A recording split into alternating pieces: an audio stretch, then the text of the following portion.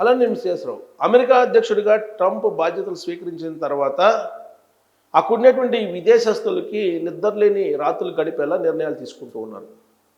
అనేక నిర్ణయాలు ఇమిగ్రేషన్ పరంగా తీసుకుంటున్నటువంటి క్రమంలో అక్కడున్నటువంటి వాళ్ళు అసౌకర్యానికి గురవుతూ ఉన్నారు. తాజాగా ఆయన తీసుకున్నటువంటి నిర్ణయం వర్క్ పర్మిట్లు 5 సంవత్సరాలు ఉండేవి వాటిని 1.5 సంవత్సరానికి కుదించి వేశారు. ఇది గ్రీన్ కార్డు హోల్డర్స్తో సహా H1B వీసా హోల్డర్స్కి కానీ వీళ్ళందరికీ కూడా ఇబ్బందికరమైనటువంటి పరిస్థితి. 5 సంవత్సరాలు ఉన్నటువంటి వర్క్ పర్మిట్లని 1.5 సంవత్సరానికి కుదిస్తూ ఇమ్మిగ్రేషన్ పాలసీని మార్చేశారు. ఇది తాజాగా ట్రంప్ తీసుకున్నటువంటి మరొక నిర్ణయం. గత 4 రోజుల నుంచి వెట్టింగ్ అనేది వేటాడుతూ ఉంది విదేశస్తుల్ని, అమెరికాలో ఉండేటువంటి విదేశస్తుల్ని. ఏంటి వెట్టింగ్ అని అంటే సోషల్ మీడియా ఖాతాలని మొత్తాన్ని మీరు ట్రాన్స్పరెంట్గా ఉంచండి.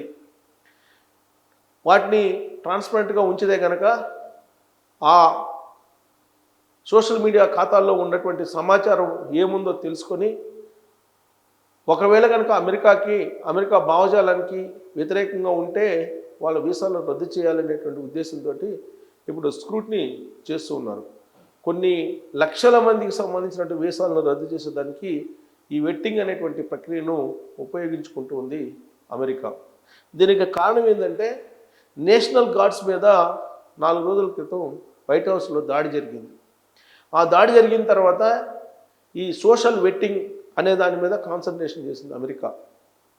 ఇప్పటికే యూనివర్సిటీలో ఉండేటువంటి విద్యార్థుల సోషల్ అకౌంట్స్ మీద నిఘా పెట్టింది. వీసాలు జారీ చేసేటప్పుడు ఖచ్చితంగా సోషల్ మీడియా అకౌంట్లని ట్రాన్స్పరెంట్గా ఉంచాలి, లాగిన్స్కి అనుకూలంగా ఉంచాలి, పబ్లిక్ చేయాలి, ప్రైవేట్లో ఉంచకూడదు, ప్రైవసీలో ఉంచకూడదు అని చెప్పి చాలా క్లియర్గా చెప్పేసింది అమెరికా. సపోజ్ మీరు వీసా ఇంటర్వ్యూకి వెళ్తే మీరు వీసా ఇంటర్వ్యూకి వెళ్ళేటప్పుడు మీకున్నటువంటి మొత్తం సోషల్ మీడియా అకౌంట్లు, అది ఫేస్బుక్ కావచ్చు, లింక్డ్ఇన్ కావచ్చు, ఇన్స్టా కావచ్చు, టెలిగ్రామ్ కావచ్చు, ఇంకేదైనా కావచ్చు, ఖచ్చితంగా అన్ని అకౌంట్స్కి సంబంధించినటువంటి లాగిన్స్ని వాళ్ళకి ఇచ్చేసేయాలి. వాటిని పబ్లిక్ చేయాలి, ట్రాన్స్పరెంట్గా ఉంచాలి. వాటిని పరిశీలించిన తర్వాత మాత్రమే అమెరికా వీసా ఇంటర్వ్యూకి అటెండ్ కావాల్సి వస్తుంది.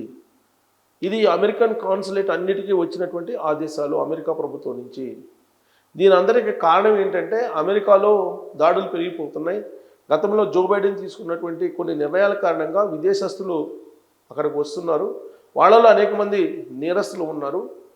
అక్కడ ఉండేటువంటి సామాజిక పరిస్థితులను అర్థం చేసుకోలేనటువంటి సిచ్యువేషన్లో చాలామంది ఉన్నారు. ప్రతిగా చాలామంది అక్కడ నేరాలకు పాల్పడుతున్నారు. ఇలాంటి సిచ్యువేషన్ని బరాయించలేదు అమెరికా అనేటువంటి ఉద్దేశంతో ట్రంప్ ఇప్పుడు ఇల్లీగల్ ఇమ్మిగ్రెంట్స్ వాళ్ళని వేటాడుతూనే ఇంకోవైపు అమెరికాలోకి అడుగుపెట్టేటువంటి వాళ్ళ మీద స్క్రూటినీ మరింతగా పెంచారు.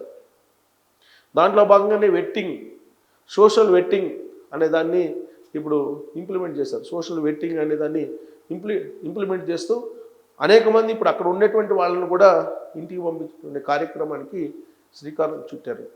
H4 వీసాదారులు కానీ, B1 కానీ, B2 కానీ, గ్రీన్ కార్డ్ హోల్డర్స్ కానీ ఎవరైనా సరే, విదేశస్తులు ఎవరైనా సరే అమెరికాలో ఉండేటువంటి వాళ్ళు సోషల్ మీడియా అకౌంట్స్ని ట్రాన్స్పరెన్సీగా ఉంచాలి అనేటువంటి ఒక నిబంధన తీసుకొచ్చారు.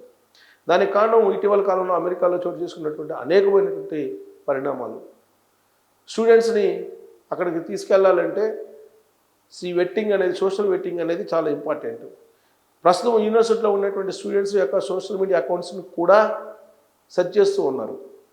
అనేక మంది పాలస్తీనియన్లకు సపోర్ట్గా ఉన్నారు అనేటువంటి ఉద్దేశంతో యూనివర్సిటీల నుంచి వెనక్కి పంపిస్తూ ఉన్నారు. అక్కడ ఇజ్రాయెల్ పాలస్తీనియన్కి యుద్ధం జరుగుతున్నటువంటి క్రమంలో పాలస్తీనియన్లకు సపోర్ట్ చేసేటువంటి విద్యార్థుల్ని వెనక్కి పంపిస్తున్నారు.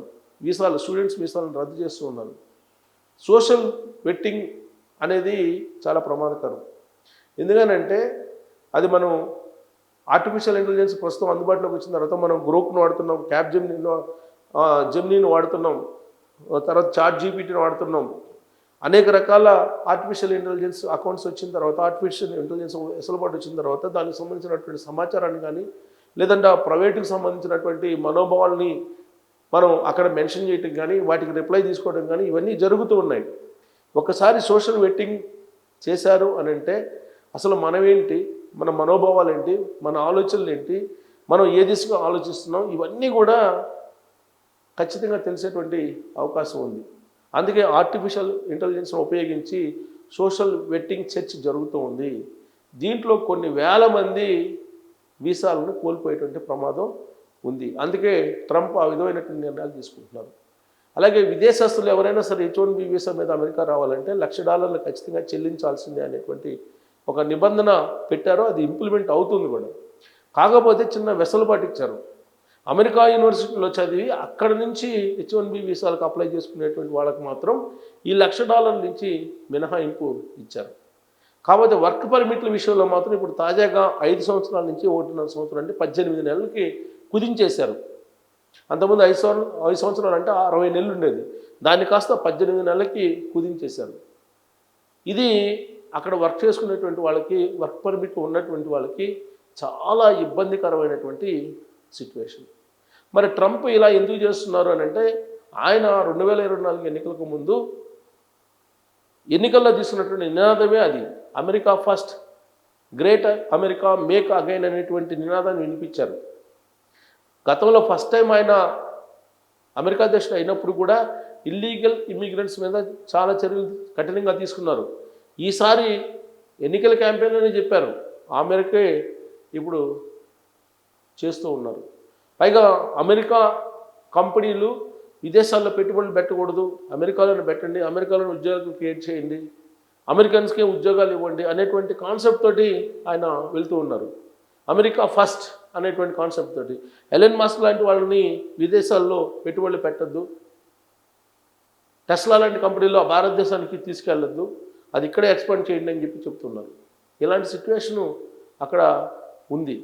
కాకపోతే కార్పొరేట్ కంపెనీలు అన్నీ కూడా ఇప్పుడు ఇబ్బంది పడుతున్నాయి. పైగా ఇంకోటి ఏంటంటే ఇప్పుడు భారతదేశం మీద 50% ట్యాక్సులు విధించారు. సర్వీస్ సెక్టార్ మీద కూడా ట్యాక్సులు వేస్తే అమెరికాలో ఈ నిర్ణయం కనుక తీసుకుంటే భారతదేశం మీద ఒక పెద్ద ఆటం బాంబు పడినట్టు అవుతుంది. ఎందుకంటే సర్వీస్ సెక్టార్ అనేది బడ్జెట్లో సింహభాగంలో ఉంది భారతదేశానికి. ఆ సర్వీస్ సెక్టార్ మీద కనుక ఇంపోర్ట్ డ్యూటీస్ కనుక వేస్తే, సర్వీస్ సెక్టార్ అంటే సర్వీస్, ఇక్కడ ఐటీ ప్రాజెక్ట్స్ మీద, దిగుమతుల మీద, ఐటీ ఎక్స్పోర్ట్స్ మీద కనుక ఆయన దిగుమతి సుంకాలు కనుక వేస్తే అది డిజాస్టర్, భారతదేశం డిజాస్టర్ స్టేజ్లోకి వెళ్ళిపోయేటువంటి అవకాశం ఉంది. మరి ఇప్పుడు పుతిన్ పర్యటిస్తున్నారు భారతదేశంలో. రష్యాకి భారతదేశానికి మధ్య కుదిరేటువంటి సంబంధాలు, వాణిజ్య సంబంధాలు కానీ లేదా రక్షణపరమైన సంబంధాలు కానీ, ఈ ఒప్పందాలని ఒకసారి బేరీజ్ వేసుకున్న తర్వాత ట్రంప్ ఇంకొకసారి ఖచ్చితంగా భారతదేశం మీద వేటు వేయక తప్పదు, వేటు వేసే అవకాశం ఉంది అనేది దౌత్యవేత్తలు కొంతమంది అభిప్రాయపడుతున్నారు. లాస్ట్ బాంబ్ ఏంటి భారతదేశం మీద అంటే సాఫ్ట్వేర్ ఎగుమతులు. వాటి మీద కనుక దిగుమతి సుంకాలు కనుక వేస్తే భారతదేశంలో ఉండేటువంటి మొత్తం ఐటీ రంగం కుప్పగూలేటువంటి అవకాశం ఉంది. ట్రంప్ యొక్క ఆలోచన కూడా అదే. ఇప్పటికే ఆయన కొన్ని లీక్స్ ఇచ్చారు.